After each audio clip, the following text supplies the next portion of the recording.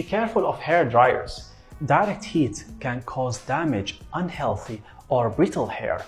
Also, it can cause irritation in your scalp or even dryness. We advise you first to use dry towels and dry your hair before your body. Second, use a lower setting of the hair dryer. Don't use the highest one. And also keep a distance between the hair dryer and the hair. Don't make it close.